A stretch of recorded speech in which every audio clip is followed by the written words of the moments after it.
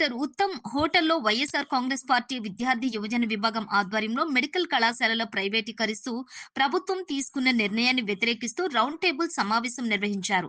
MLC Parvathireddy Chandrasekhar Reddy మాట్లాడుతూ చంద్రబాబు నాయుడు 14 ఏళ్లు ముఖ్యమంత్రిగా ఉండి కూడా రాష్ట్రానికి ఒక్క మెడికల్ కళాశాలను కూడా తీసుకురాలేకపోయారని అన్నారు.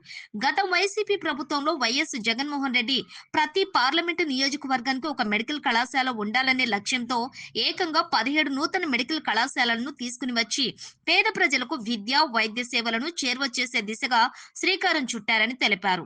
ఏ ప్రభుత్వం కూడా ఇంత పెద్ద ఎత్తున ఒక రాష్ట్రానికి ఇన్ని మెడికల్ కళాశాలలు తీసుకువచ్చిన ఘనత ఎక్కడా లేదన్నారు. అనుకున్నది అనుకున్నట్టుగా 2023 ఏడాదిలో 5 మెడికల్ కళాశాలలను జగన్మోహన్ రెడ్డి పూర్తి చేసి ప్రారంభించారని తెలిపారు. 2025కు మరో 5 కాలేజీలు పూర్తి చేసే లక్ష్యంతో 2024 ఏడాదిలో పాడేరు మెడికల్ కళాశాలను పూర్తి చేశారని తెలిపారు. ఇలా జగన్మోహన్ రెడ్డి ఒక లక్ష్య సాధనతో మెడికల్ కళాశాలను పూర్తి చేసే దిశగా ప్రక్రియ ప్రారంభిస్తే, కూటమి ప్రభుత్వంలో అధికారంలోకి వచ్చిన తర్వాత చంద్రబాబు నాయుడు ఈ రోజు వాటన్నింటినీ నిర్వీర్యం చేసే దిశగా నిర్ణయాలు తీసుకున్నారని మండిపడ్డారు.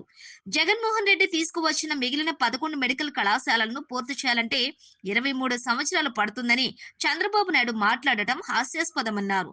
ప్రభుత్వ మెడికల్ కళాశాలల సేవల ఆవశ్యకతను గుర్తించి జగన్మోహన్ రెడ్డి నూతన మెడికల్ కళాశాలల ప్రారంభానికి శ్రీకారం చుడితే, ఈ రోజు మా వ్యవస్థలనే చంద్రబాబు నాయుడు లాభాపేక్షతోటి ప్రైవేటుకు అప్పగించడం సరైన నిర్ణయం కాదన్నారు. ఇప్పటికైనా ప్రభుత్వం బుద్ధి మార్చుకుని మెడికల్ కళాశాలల ప్రైవేటీకరణ దిశగా తీసుకున్న నిర్ణయాన్ని సంహరించుకోవాలని, లేదంటే భవిష్యత్తులో దీనిపై వైఎస్ఆర్ కాంగ్రెస్ పార్టీ మరింత ఉధృత పోరాటం చేస్తుందని ప్రభుత్వాన్ని హెచ్చరించారు. ఈరోజు ఒక మంచి వాతావరణంలో ఒక మంచి సంప్రదాయానికి తెరదీసినటువంటి ఈ చక్కటి కార్యక్రమాన్ని ఏర్పాటు చేసినటువంటి వైఎస్ఆర్ స్టూడెంట్ యూనియన్ యువజన విభాగం సహకరించినటువంటి పెద్దలు గోవర్ధన్ రెడ్డి గారు, ఈ ఆహ్వానాన్ని మన్నించి ఇచ్చేసినటువంటి జిల్లాలోని మేధావులందరికీ కూడా పేరు పేరున నమస్కారాలు తెలియజేస్తున్నాను. ప్రధానంగా అందరూ మాట్లాడారు. 2 నిమిషాల్లో నా ప్రసంగాన్ని కూడా ముగిస్తాను. స్వాతంత్రం వచ్చినప్పటి నుంచి జగన్మోహన్ రెడ్డి గారు పరిపాలనలోకి వచ్చే రోజు వరకు కూడా కేవలం 11 ప్రభుత్వ మెడికల్ కాలేజీలు మాత్రమే ఉన్నాయి. ఒక ప్రభుత్వ మెడికల్ కాలేజీ ప్రారంభం కావాలంటే దానికి సంబంధించి అనుమతులు తీసుకురావడం, కేంద్రం నుంచి అనుమతులు తీసుకురావడం కూడా చాలా పెద్ద సవాళ్ళతో కూడుకున్నటువంటి పని. అంత ఆషామాషి కాదు. ఒక్క ప్రభుత్వ మెడికల్ కాలేజీ తీసుకురావడమే గగనమైనటువంటి పరిస్థితి. చంద్రబాబు నాయుడు గారు గతంలో 14 సంవత్సరాలు ముఖ్యమంత్రిగా ఉన్నప్పుడు ఒక్క ప్రభుత్వ మెడికల్ కాలేజీని తీసుకురావడానికి కూడా ఆయన సాహసం చేయాల. 2016లో సెంట్రల్ గవర్నమెంట్ ప్రతి పార్లమెంట్ కాన్స్టిట్యున్సీకి ఒక ప్రభుత్వ మెడికల్ కాలేజీ ఉండాలి అని సుమారుగా భారతదేశంలో 185 ప్రభుత్వ మెడికల్ కాలేజీలు ప్రారంభిస్తే, దానికంతా కూడా సెంట్రల్ స్పాన్సర్డ్ స్కీమ్స్ కింద వాటన్నిటిని కూడా ప్రారంభిస్తే, అందులో కనీసం ఒక్క ప్రభుత్వ మెడికల్ కాలేజీని ఆంధ్ర రాష్ట్రంలో ప్రారంభించడానికి కూడా సాహసం చేయనటువంటి ఆ రోజులకి భిన్నంగా జగన్మోహన్ రెడ్డి గారు ఏకంగా 1, 2 కాదు 17 ప్రభుత్వ మెడికల్ కాలేజీలను తీసుకురావడానికి, అందులో కేవలం కొన్ని మాత్రమే సెంట్రల్ స్పాన్సర్డ్ స్కీమ్స్ కింద స్టార్ట్ అవుతా ఉంటే, మిగతావన్నీ కూడా స్టేట్ గవర్నమెంట్ ఖర్చులతో స్టేట్ గవర్నమెంట్ కొన్ని సంస్థల నుంచి నిధులు తీసుకొని వచ్చి లోన్స్ తీసుకొని వాటన్నిటిని కూడా ప్రారంభించడానికి 17 ప్రభుత్వ మెడికల్ కాలేజీలకు సంబంధించి అనుమతులు తీసుకురావడం సెంట్రల్ గవర్నమెంట్ నుంచి అంటే అది ఆషామాషి పని కాదు. ఏ గవర్నమెంట్ కూడా ఒక టెన్యూర్లో ఏ రాష్ట్రంలో కూడా అంత పెద్ద సాహసం చేసేటువంటి పరిస్థితి లేదు.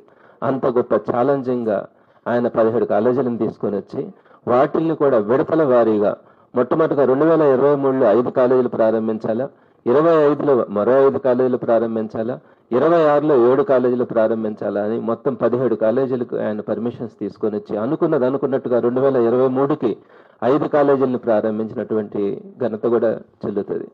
2025కి మరో 5 కాలేజీలు కంప్లీట్ చేస్తానని చెప్పి 24కే ఇంకో కాలేజీని, పాడేరు కాలేజీని కూడా స్టార్ట్ చేయడం జరిగింది. అట్లా 6 కాలేజీలని షెడ్యూల్ ప్రకారం కంప్లీట్ చేసినారు.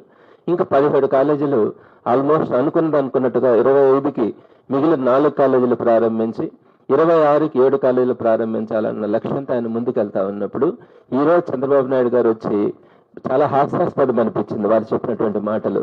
మాకు కంప్లీట్ కావడానికి 23 సంవత్సరాలు పడుతుంది అని అన్నారు. అది చాలా ఆశ్చర్యం అనిపించింది. 23 సంవత్సరాలు ఏంటి? 43,000 స్కూల్స్ ని 3 స్టేజెస్ లో వైఎస్ఆర్సీపీ గవర్నమెంట్ నాడు నేడు కింద వాటి రూపురేఖలను మార్చి షెడ్యూల్ ప్రకారం కంప్లీట్ చేసింది. ఆర్బీకేలను కంప్లీట్ చేసింది, పిహెచ్సిలను ఏర్పాటు చేసింది, విలేజ్ హెల్త్ క్లినిక్స్ ఏర్పాటు చేసింది. ప్రతిదీ కూడా షెడ్యూల్ ప్రకారం కంప్లీట్ చేస్తూ ప్రభుత్వ మెడికల్ కాలేజీలను కూడా షెడ్యూల్ ప్రకారం కంప్లీట్ చేస్తామంటే ఈ మిగిలినటువంటి 11 ప్రభుత్వ మెడికల్ కాలేజీలు కంప్లీట్ కావడానికి 23 సంవత్సరాలు పడుతుంది. కాబట్టి మా వల్ల కాదు, మేము వాటిని ప్రైవేట్కి అప్పగిచ్చేస్తున్నామని చెప్పారు. ఇక్కడ ఒక విషయం కూడా గుర్తుపెట్టుకోవాలి. ఆ 11 కాలేజెస్లో Piduguralla college central sponsored scheme కాబట్టి మిగతా 10 కాలేజీలని మేము పీపీపీ మోడ్లో ఇచ్చేస్తున్నాము. వాటికి కంప్లీట్ చేయడానికి 6,000 కోట్లు ఖర్చు అవుతుంది. ఆ డబ్బులు మా దగ్గర లేవని చెప్పి చంద్రబాబు నాయుడు గారు చెప్పారు. ఆ చెప్పేటప్పుడు ఏం చెప్పారు? పులివెందుల కాలేజీ కంప్లీట్ గా పూర్తి అయిపోయింది, స్టాఫ్ ఒక్కటి రిక్రూట్ చేయాలా, స్టాఫ్ అక్కడ ఇంకా లేరు కాబట్టి నెక్స్ట్ ఇయర్ స్టార్ట్ చేస్తాము అని చెప్పినారు. ఆల్మోస్ట్ కంప్లీట్ అయిపోతే కూడా. ఇక్కడ ఒక విషయం అందరూ కూడా ప్రశ్నించే విషయం, పులివెందుల కాలేజీ పూర్తిగా పూర్తి అయిపోయిందని మీరే ఒప్పుకున్నప్పుడు దానికి నిధులు మా దగ్గర లేవని చెప్పి పీపీపీ మోడ్లో వేరే వాళ్ళకి అప్పగించాల్సిన అవసరం ఏంటి? ఇది దారుణమైనటువంటి విషయం కాదా? ఒక కాలేజీని ప్రారంభించడానికి సుమారుగా 700 కోట్ల రూపాయలు ఖర్చు అవుతా ఉన్నప్పుడు పులివెందుల కాలేజీని మీరే పూర్తి అయిపోయిందని మీరు ఒప్పుకుంటా ఉన్నప్పుడు మరి ఆ కాలేజీని కూడా మీరు ప్రైవేట్ పరం చేయాలన్న ఆలోచన మీకు ఎందుకు వచ్చింది? ఇది ఫస్ట్ పాయింట్. రెండవది, మిగతా 10 కాలేజీలను పూర్తి చేయడానికి 6,000 కోట్లు ఖర్చు అవుతుంది, మా దగ్గర నిధులు లేవంటున్నప్పుడు మన రాష్ట్ర బడ్జెట్ సుమారుగా 2 లక్షల కోట్ల రూపాయలు, 3 లక్షల కోట్ల రూపాయలు మన రాష్ట్ర బడ్జెట్ అయితే దాంట్లో కేవలం 2% ఖర్చు అయితే 6,000 కోట్లు.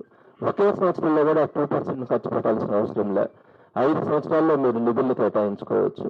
అలానే అమరావతికి 1,00,000 కోట్లు ఖర్చు పెడతామని మీరు చెప్తా ఉన్నారు. మరి దానికి సంబంధించి 6,000 కోట్ల రూపాయలు ప్రభుత్వ మెడికల్ కాలేజీలకు ఖర్చు పెడితే ఈ ప్రభుత్వ వ్యవస్థ, ఒక ప్రభుత్వ మెడికల్ కాలేజీ కనుక ఏర్పాటు చేస్తే అది ఒక కాలేజీనే కాదు, ఒక వ్యవస్థ. దాంట్లో ఒక అన్ని సూపర్ స్పెషాలిటీ హాస్పిటల్ కానీ, ఒక సీనియర్ డాక్టర్స్ కానీ, ప్రతి పేదవాడు కూడా అక్కడ ఉచితంగా చూపించుకున్న దానికి ఓపీ కానీ, ఇన్ పేషెంట్ వ్యవస్థ కానీ ప్రతి ఒక్కటి కూడా అందుబాటులో ఉండడానికి అవకాశం ఉంటుంది. ఇంత మంచి వ్యవస్థని తీసుకొని వచ్చినటువంటి రోజుల్ని ఆయన మళ్ళా తీసుకెళ్లి ప్రైవేటు పరం చేస్తా ఉన్నారంటే మీరు ఒకసారి ఆలోచించాలి. కోవిడ్ లాంటి చీకటి రోజులు మనం చూస్తున్నాం. కోవిడ్ లో మనల్ని ఆదుకున్నది ఏంటి? ప్రభుత్వ మెడికల్ కాలేజీలు, ప్రభుత్వ హాస్పిటల్స్ మనల్ని ఆదుకున్నాయి. ఏ ప్రైవేట్ మెడికల్ కాలేజీ కానీ, ఏ ప్రైవేట్ హాస్పిటల్ కూడా దోచుకుతున్నారు అందరిని కూడా, పేషెంట్స్ ని కానీ, జనాల్ని. వాటికి భిన్నంగా ప్రభుత్వ వ్యవస్థ ఉండాలా మెడికల్ కాలేజీల్లో కానీ, హాస్పిటల్స్ లో కానీ.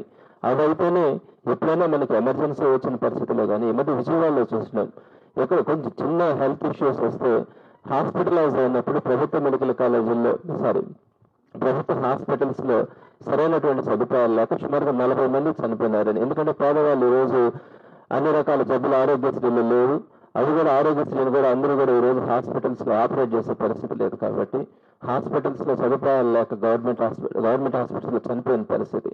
ఇటువంటి పరిస్థితులు మనం చూస్తూ కూడా ఉన్నటువంటి వ్యవస్థలను తీసుకెళ్లి ప్రైవేట్ చేతుల్లో పెడతా ఉన్నాం.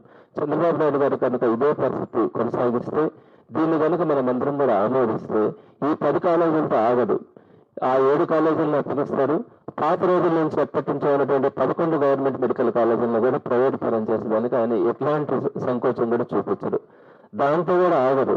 ఇప్పుడు ఏదైతే గవర్నమెంట్ సిస్టమ్ లో స్కూల్స్ కానీ, జూనియర్ కాలేజెస్ కానీ ఉన్నాయో, సుమారుగా 43,000 గవర్నమెంట్ స్కూల్స్ ఉన్నాయో, వాటిల్లో కూడా ప్రైవేట్ పార్ట్నర్షిప్ అని చెప్పి దానికి ఒక పెద్ద ట్యాగ్ వేసి వాటిల్లో కూడా ప్రైవేట్ పరం చేయడానికి కూడా చంద్రబాబు నాయుడు గారు వెనక అనే పరిస్థితి లేదు. ఇవన్నీ కూడా ఆయన వ్యక్తిత్వం గురించి తెలిసినటువంటి వ్యక్తులుగా ప్రతి ఒక్కరు కూడా ఉన్నటువంటి అభిప్రాయం.